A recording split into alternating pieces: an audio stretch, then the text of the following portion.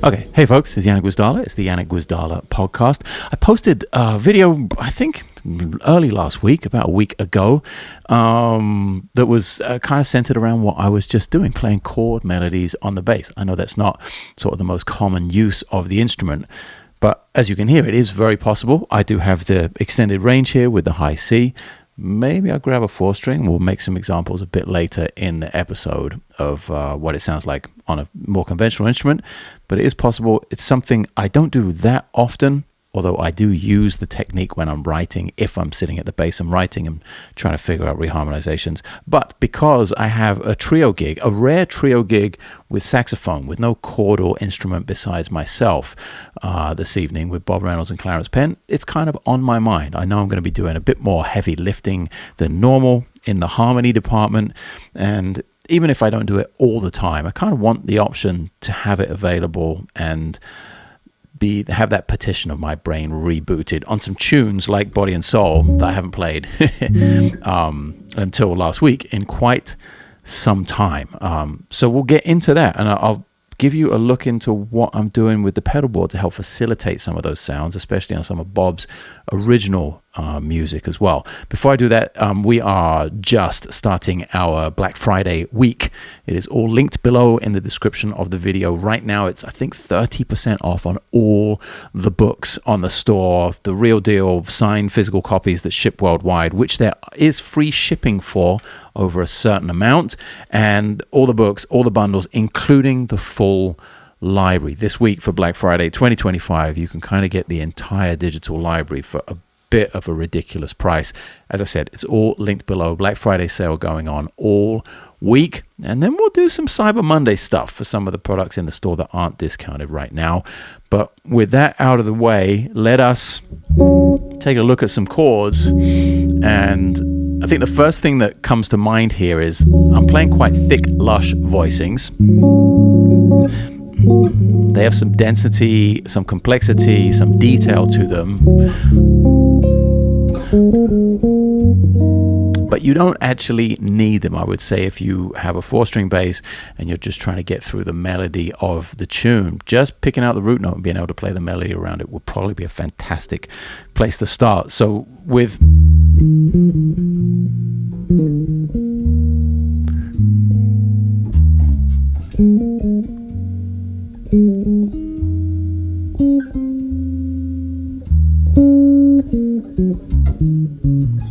oops, I haven't done that in a while. Just play the melody. And the melody ends up being the root of the chord there. So it's not like you can't hear the song going by, and it's not like you can't hear sort of like everything is implied. Like you would never think that,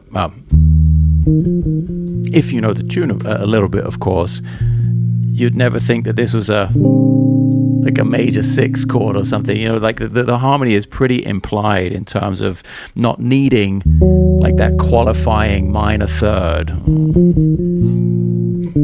or that qualifying major third on the dominant chord. And it's clear that that's a 2-5-1, and that this is a kind of a 1 minor to 5 to 1 to open up the tune.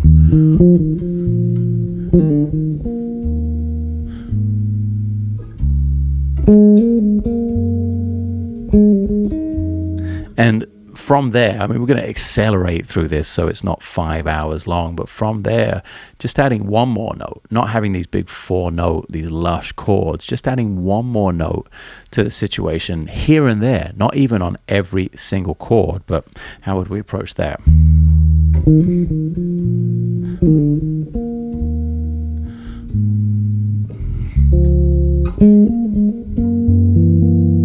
I'd put that E natural in there because the melody is the major third. I've got the root, and I'll put the E natural in there for the flat 7.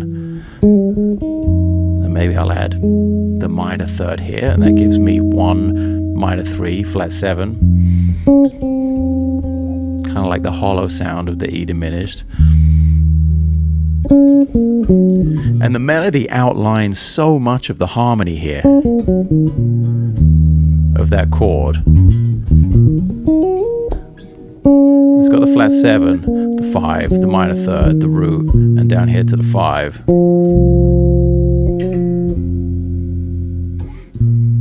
Maybe I'd get into a slightly more lush chord here would be a good place. The way I think about it is often, and in not just in playing chords and chord melody, is where is it going to be most effective to use the skill, to use the vocabulary, to use the idea? If you're using it all the time, if it's just like huge chord, huge chord, and then moving part and tritone substitution and all of these leading tones, if you're doing that on every single chord, can get a bit much. There is a place for all of it, and sometimes that is applicable when you're trying to create tension.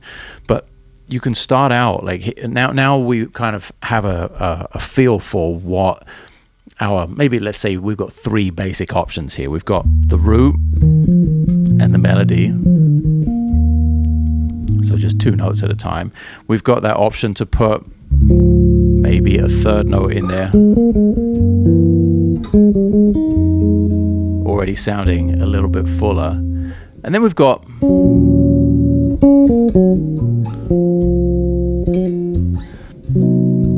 fancier chords. There's a 5-note voicing, for instance, 4-note.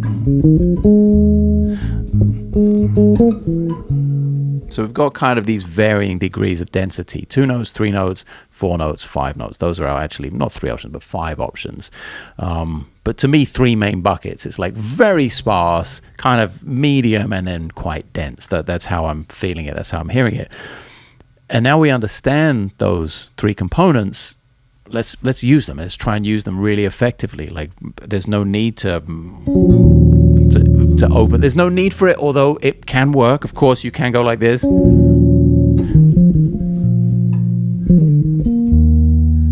There I went from density to really kind of openness. I went with this big 5-note chord, stayed to the melody. Already I'm down to just 2 notes. Maybe I add a third note there. And perhaps that's kind of a height of the phrase where I'll go to 4 notes and there'll be a moving part in it where I resolve the 4 to the 3, the 11 to the 10 right there. Now I have the option to go straight to the D flat, or I can go. I can approach it from a half step. I'm not using 4 notes. I'm using just the major triad. So maybe the major triad is the half step approach, and then branching out into a 4-note chord. And even though that note, which is part of the voicing, is the 13 on this 7 chord, on this dominant chord, it's above the melody, the way I've stated the melody.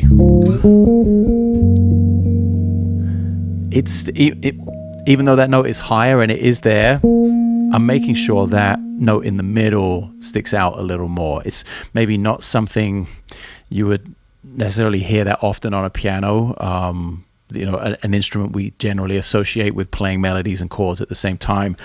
But you can make it work when you have limited options, like only 5 notes at a time to choose from. I find you can get notes above the melody that don't overshadow the melody so much. So already we've got like a massive amount of richness and options and dynamics in how to play like basically any chord melody. We happen to be playing Body and Soul right now, but with a very simple approach. There's nothing conceptually that advanced here. We're talking about 1 note in the bass, 2-note chords, 3-note chords, 4-note chords, and even 5-note chords, if we get fancy. And I know if I don't talk about it, I'm going to get a bunch of questions and comments saying, well, what is that voicing? How are you doing that? How do I explain this? It's pretty simple to explain, but I want to get like the... First of all, you should really just listen to what's going on there. It doesn't matter what the notes are for now. If you've never heard this sound, I want you to try and pick out some characteristics of what is happening with that sound. Like, first of all, what interval am I moving? Well, first of all, is that a consistent shape, or am I changing the shape of the chord each time? I could try and trick you by actually changing the fingering, but it's basically the same shape not basically, it is the same shape every time. It's kind of crunchy, as you can hear.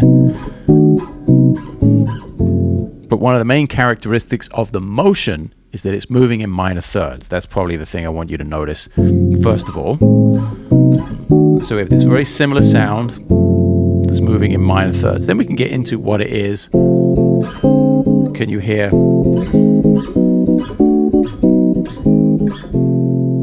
Without the fourth note in the bottom, can you hear what that is?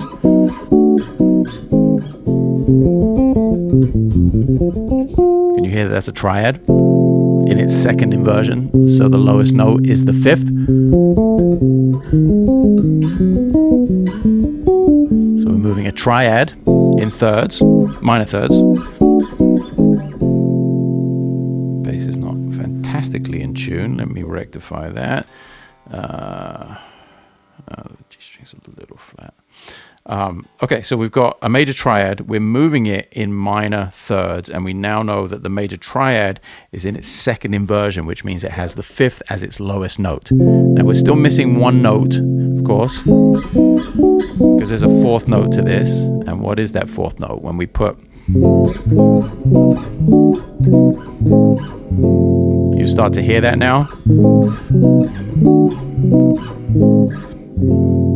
So if our first triad here, 5, 1, 3, so it's F major triad, C, F, and A, and we're going up in minor third, so it's A flat, it's B, and it's D. Those are our 4 triads, 4 major triads in their second inversion. And what we're doing is we're adding a note below that, which is a half step above the tonality. So if we have an F major triad, we're adding an F sharp. And that's how we get that sound. If you were to just write this as a chord symbol, it would be F over F sharp, signifying that you have an F triad and that is sitting over an F sharp bass note. The closest together, but almost the furthest apart you can get harmonically speaking, right? And we're moving that entire shape in minor thirds. And this is all just the setup. We haven't even got to the payoff yet. The punchline, if you were... Oh, and I'm just looking out the window here. I think it might pour with rain in a minute. See, we're going for a bit of a different vibe in the studio. A little more cozy here today. All the lights on, the window, or at least the curtains open. Trying to see some of nature while we work on music. And this is real out here. This is not some fancy TV monitor setup projecting. I think if it was, I'd project something a little nicer than that, but that's my little view out of the studio when I'm working here. Anyway, so we've got our major triads, F, for instance, over F sharp. We move that up a minor third, becomes A flat over A. We move that up a minor third, becomes B over C. We move that up a minor third, becomes D over E flat. And all of this is going to go over something. This is all connected to that one dominant chord at the end of the form of body and soul. And that was, in this case, F7 of some sort. And all of those shapes, those 4 shapes, those 4 triads over there, half step root note, if you like, all go over a new root note, which is F. Just straight up F. In fact, why don't I maybe just put that, I'll put a little F Here we go. Okay, a little loop of F for you, so you can hear our pedal and how all of these shapes fit over that F to make a dominant chord.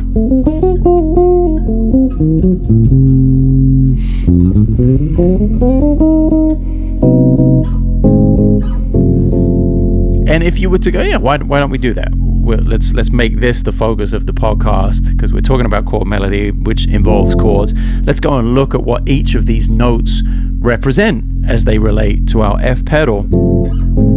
And of course, when we have our F triad, all very simple and diatonic, right? We've got the fifth, the root, and the major third. But we also have that F sharp in there, or G flat. And G flat, we'll call it G flat for the purpose of the key, or the tonal center, which is F. And that gives us flat 9. So we've got F, basically F7, flat 9. But because of our limitations of notes here, and with this shape, we don't actually get the E flat, the flat 7. But when it's in combination with the others, which we'll get to in a second, you definitely hear the E flat.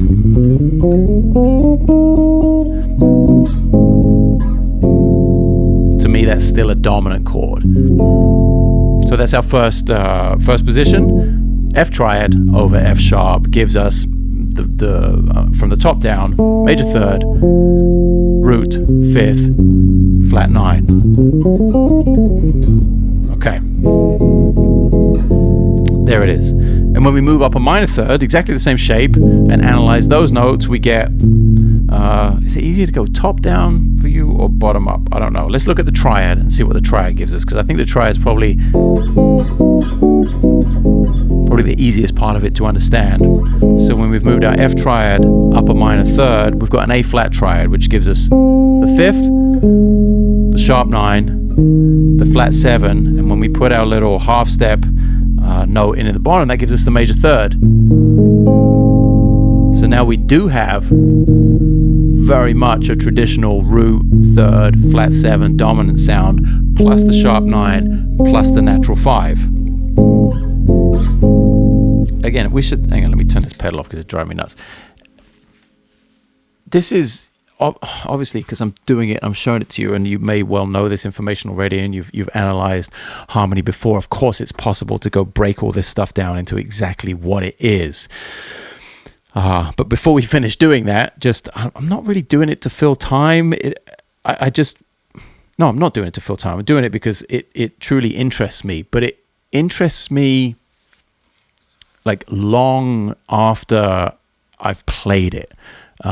We go back to that thing about language, and something that's obviously very in the forefront of my mind right now because of the transcription book coming to its completion here, and really dialing in all those concepts.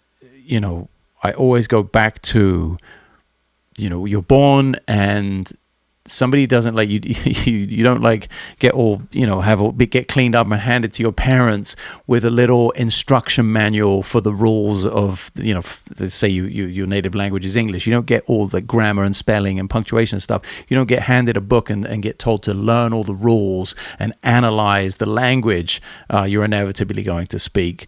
You actually don't get that for years and years and years. And to really get into the weeds kind of as far as we are here with this one dominant chord, how deeply we're analyzing it and relating all these notes to a tonic, for instance, you don't get into that for a really long time in language. Yet you're completely fluent and able to communicate with everyone who speaks the same language to an incredibly high level. And then you contrast that with learning a second language later in life, and you generally learn the rules. Like, you start out with a bunch of rules, and this is how you conjugate verbs, and this is how you do this and the other thing, and like you sit in a class, and there's a curriculum, and for the most part you're not afforded the luxury of making mistakes, you know, which is exactly what you're afforded as an infant. So I always implore you to think about it from that standpoint when you're learning something new, to try and make mistakes, to try and listen to it and learn it without knowing what it is, so you get that sound into your playing and into your ear, and you have this kind of like innate understanding of it before you have all this technical information and theoretical analysis about what's going on. Like you don't need to know what the flat 9 is on the chord if that's already completely ingrained in your subconscious. You get to a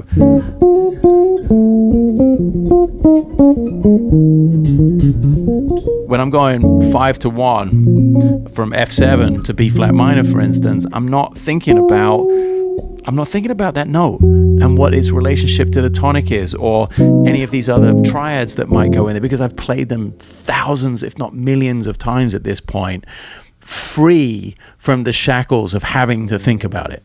And trust me, if you are the player who thinks before you play, I can tell. Everyone can tell.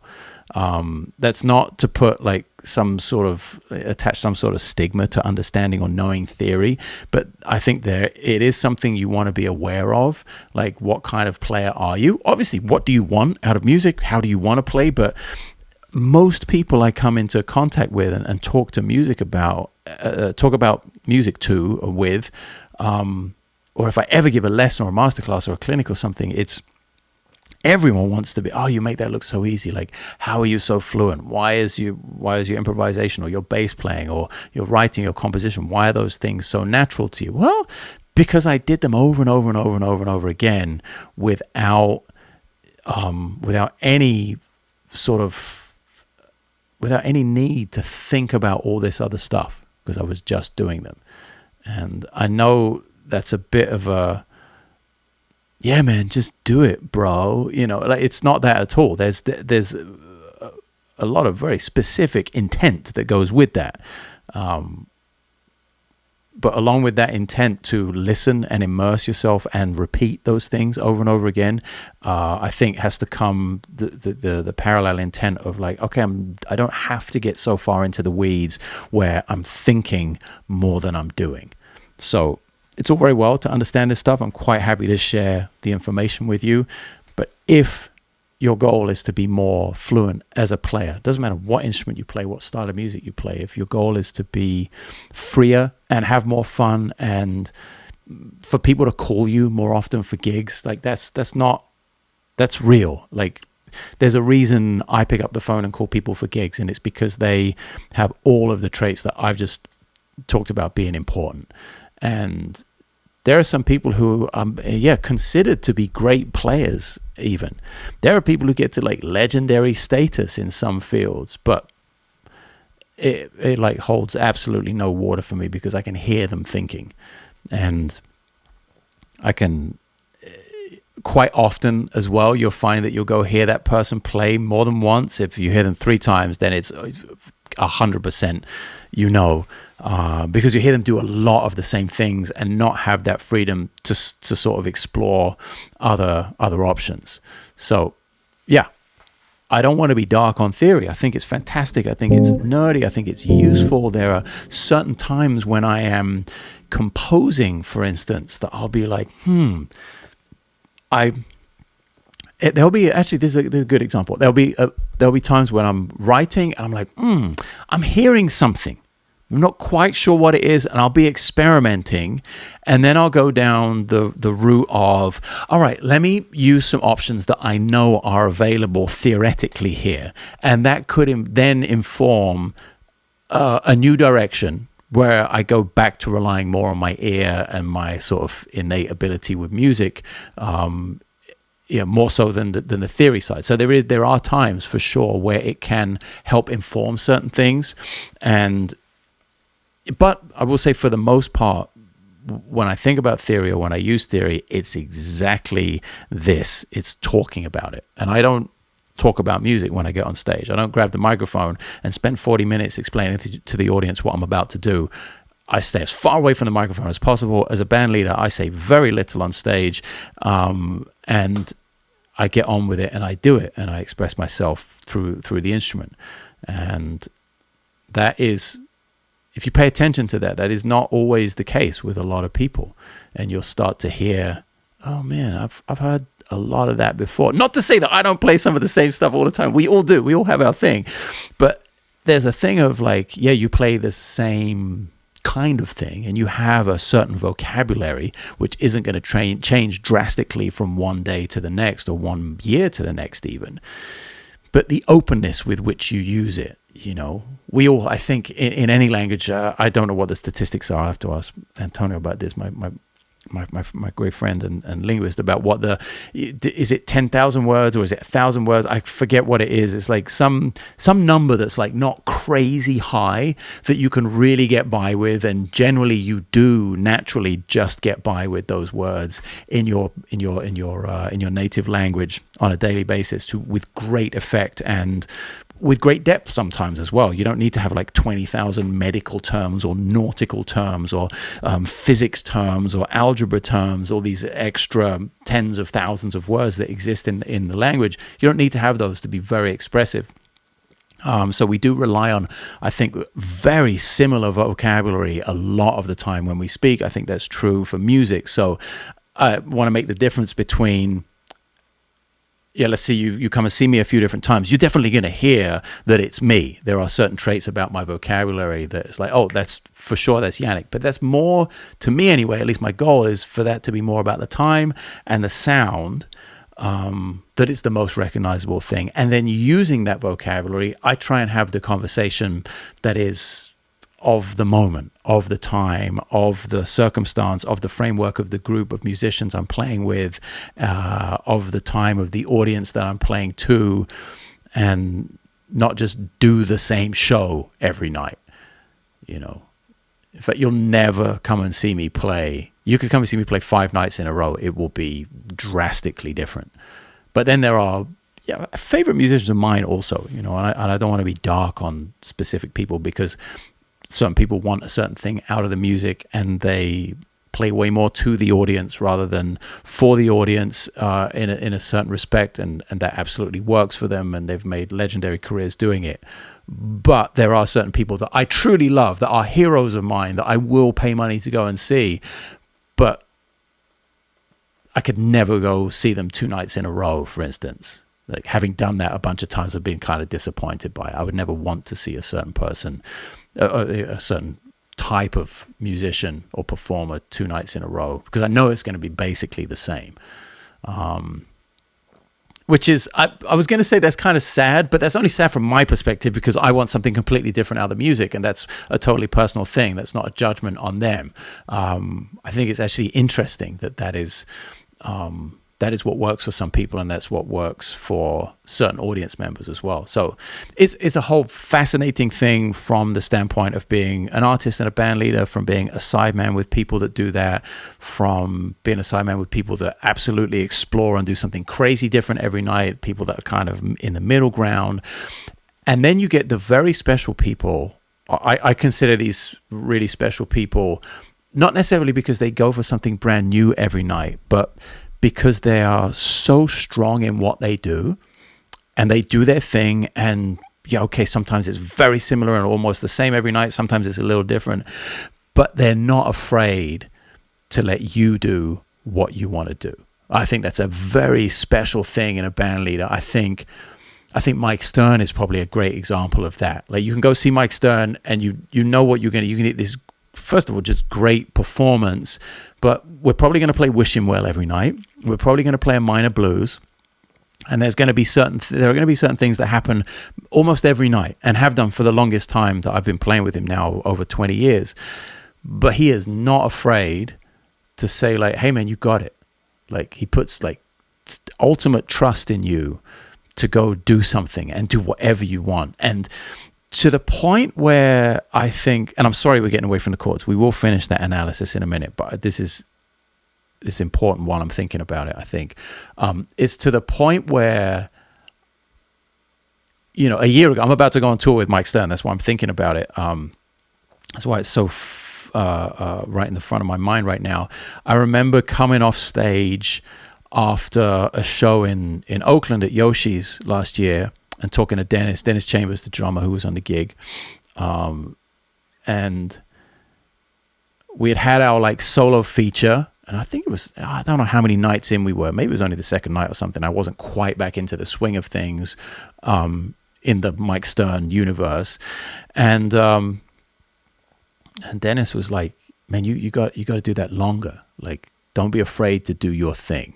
You know, he said, "I was sitting back there and I was really enjoying listening to it, and I wish you'd done more of that."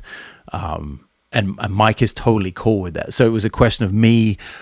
Like, I have so much respect for Mike, of course, because he's a hero of mine. He's helped me in my life and in my career, and I've so many opportunities have come because of Mike for me. So I have this like, massive respect and sort of hero situation going on from day one, from the first time I remember hearing jazz and fusion as a kid. So I have to now, as a much older adult. In fact, it was my birthday yesterday. I'm 47. I'm not 15 anymore. Hearing that was over 30 years ago, and I sometimes have to kick myself out of that mentality. Of course, without losing the respect for him or the music, that never goes away.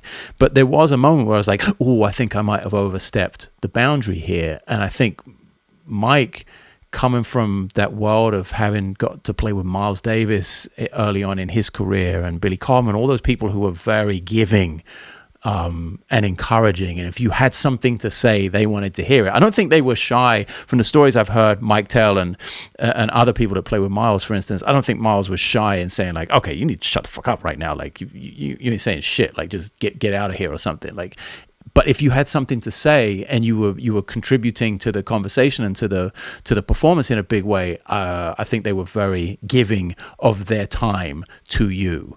Band leaders like that, like Miles and those people back in the day. So I sense that with Mike, and it takes me a second to remember that, and that I get to experience that with Mike as Mike did with Miles, and that's a really attractive trait and quality in a band leader. I try and be like that myself. I try and be as selfless as possible, even when it's my name on the marquee and, you know, supposedly my thing and me. I try and be as collective and as group orientated as possible on all levels, on the recording, on the touring, you know, all of that kind of stuff. I think I have that with Bob Reynolds in a big way. We have a very special relationship in that sense, that I don't think there's anything either of us, and not that we would ever be like nasty or mean to each other or say something stupid, but I don't think there's anything we would say to each other musically like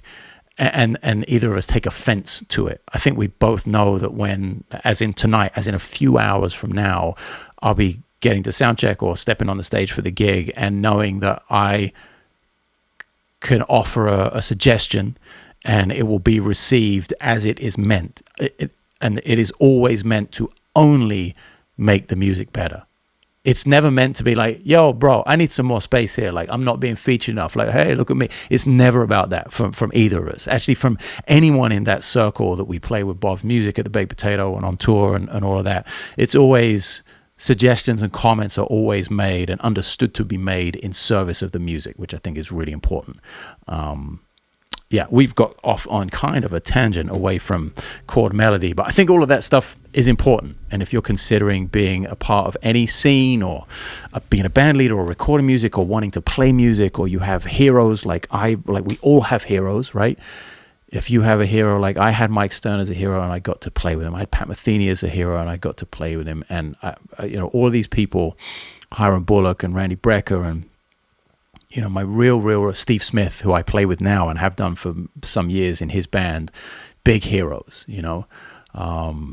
And I've gotten to play with them. And obviously I've learned a lot from that. And the way I'm talking now and what I'm talking about is a direct result of those experiences. But I also think there's a reason they pick up the phone and call me still to this day, all these years later. Decades later, that those calls still come, is because I don't bullshit them, and I do have something in their mind that suits their musical situation, and they know I'm going to contribute in a very positive way with no ego and no sense of like entitlement or anything like that. And I think once you strip away all those negative things and get to the core of why we're all doing it, which is to contribute and make everyone else feel better on the bandstand, I think that's a really powerful thing to be aware of. Not something I was aware of from the get-go at all. So I'm speaking to everyone, of course, but if you're a younger musician and maybe not even comprehending that now, even maybe in your early 20s, I don't know where you're at, or teens, whatever it is, even if you don't fully understand it right now, it's worth checking back in with those sentiments, with those frameworks once in a while, and seeing where you're at in that journey and how you might improve the situation of other people around you by taking yourself and your ego out of it. And we go all the way from playing F7 to the ego and touring and heroes and fusion. Let's do a quick recap. We've established we have major triads in their second inversion, which means the fifth of the triad is the lowest point. We've put a half step above the harmony, below the triad. So F major triad, F sharp below it. And all of these moving in minor thirds can be related to, in this case, they can be related to a couple of different notes, but in this case, I'm relating them to F. We have our pedal here.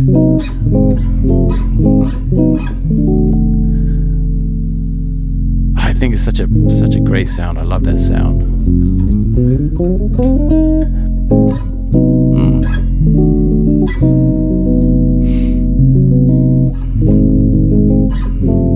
And you're getting all of these different chords. You're getting dominant seventh. Oh, I know the E flat isn't there, but it is dominant seventh, flat 9, dominant 7, sharp 9, but with the fifth, you're getting flat 9, sharp 11, and then you're getting 13, flat 9. There's another version of that I play all the time because I love to go this kind of sus sound, sus 13 to 13, flat 9.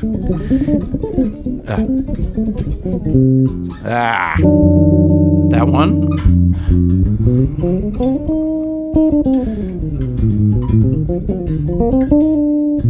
Anyway, so all of these harmonic options from just one major triad, essentially moving in minor thirds, adding in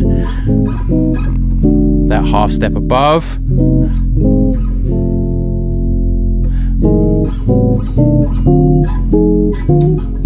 Wow, we didn't even get to that. That's another one. So this kind of goes in, and I'll tell you exactly where I got this as well. This is awesome memory for me. There's another hero that I never got to play with him. Never say never. He's still around, but he's getting up there. I think he's 85 now. Herbie Hancock.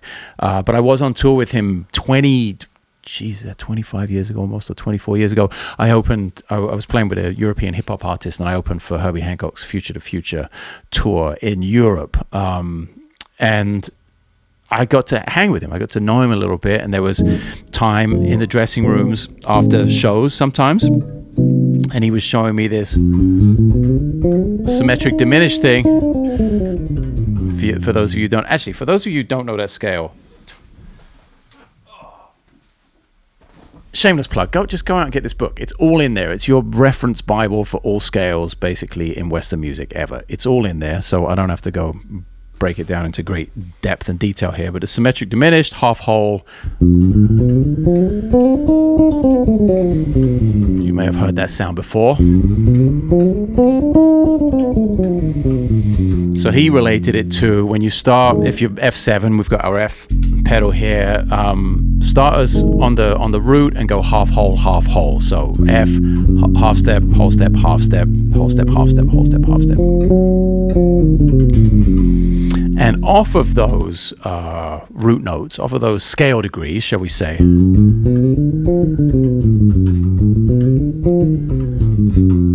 you build either a sharp 9 sound. So this is F7 sharp 9, F, A, E flat, A flat, or you build, so on the root, minor third, tritone, and 6, you build a sharp 9 sound. And a half step up from that, you build the sound that we've just been using, the exact notes.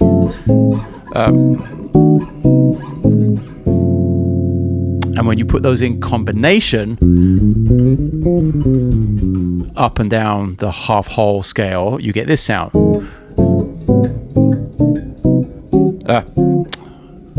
You would if I could.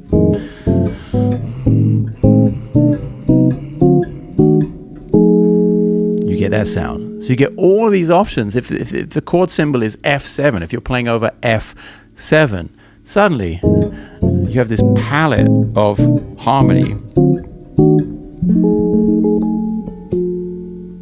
to work with. Now, we've only been working with half of that.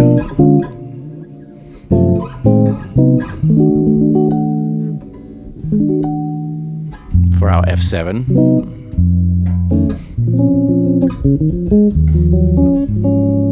There's no reason you can't do it on every chord. Now, I said we were relating it to F. Of course, you can relate it to these exact notes, to A flat, to B, and to D. So you could turn this. You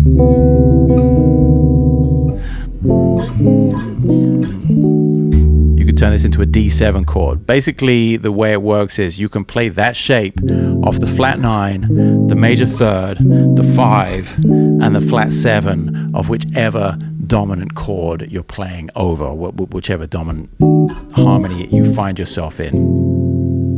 There's a lot of information. I think that's in. Well, it's definitely in chordal harmony. So if you're in any doubt about chords, look at that. Oh, within arm's length, I have chordal harmony. So all of these books are on sale. This is actually a great tie-in to promo the Black Friday sale. All of these books are 2017.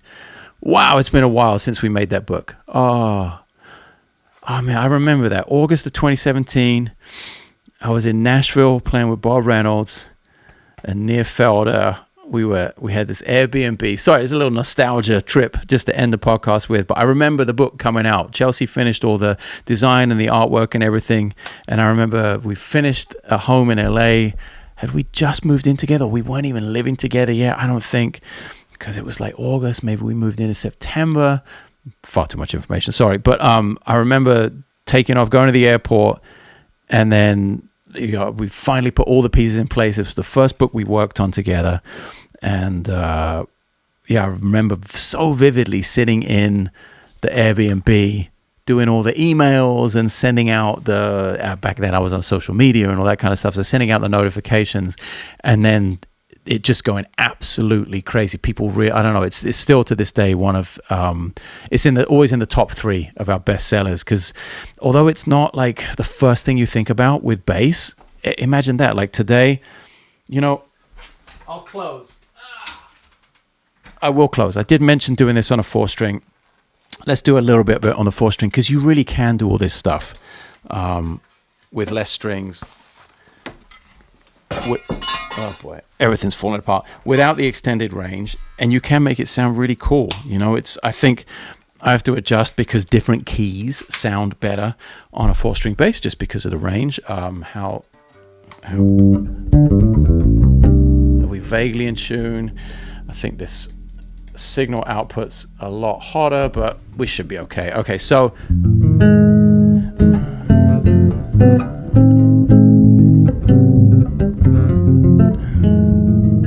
some things are a little muddier, but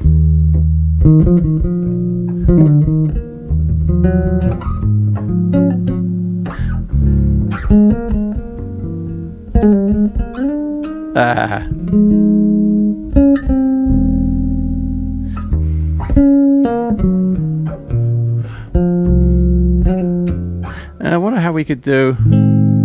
We don't really have the option now to have all of those 4 chords and then stick our F in there at the bottom, unfortunately.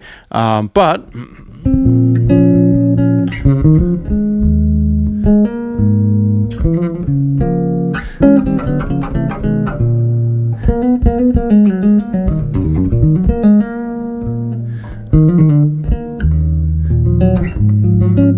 you can tell it's still totally possible, even with some clustery chords, some things that are a little thicker in the harmony. And yeah, I just remember the chordal harmony book going kind of nuts that week. Still to this day is one of the best book launches we ever had, because people were, I guess, curious about, okay, where does this go on the bass? Like, maybe people were curious about chords, hadn't had that much of a guide on it before. I always reference the fact that people are still writing to me and leaving comments about this exercise, just playing tenths. Man, this bass sounds good. And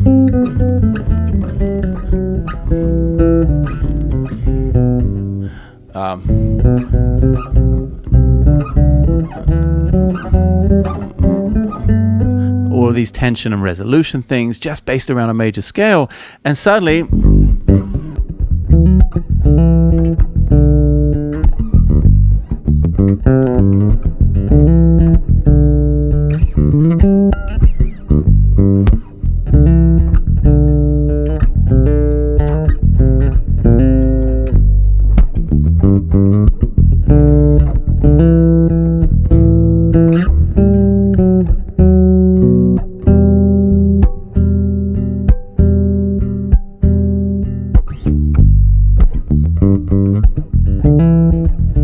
just tenths basically, and a really rudimentary understanding of harmony and how to get to the sixth chord.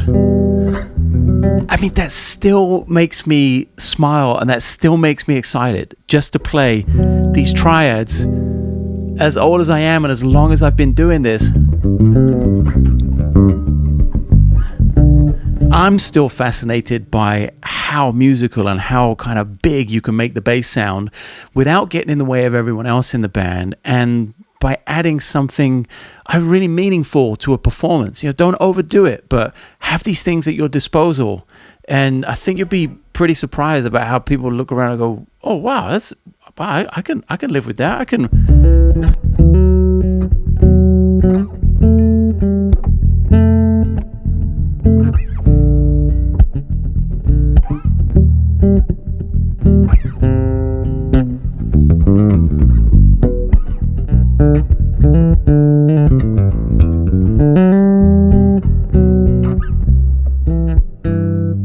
Oh man, that's really fun. I hope that comes across. I hope the honesty, like the genuine sort of, like, I feel like a bit of a kid when I get to that. That's actually a really nice surprise for me for the day, because I don't think about it all the time, and I get wrapped up and deeper in other things, and I should actually just more often than not get back to the 4-string and have some fun playing like really basic stuff. Okay, that's it. Hope you guys had fun talking about a little bit deeper about harmony today, about chords, about scales a little bit, but hopefully the bigger meaning and the bigger picture of what it is to do all this stuff, and what to look out for, what to be aware of, no matter where you are in your journey. There's no time like right now to change something and to experience something new. Hopefully there's something in there for everyone. Appreciate you spending some of your insanely precious time with me. I'll see you on the next one.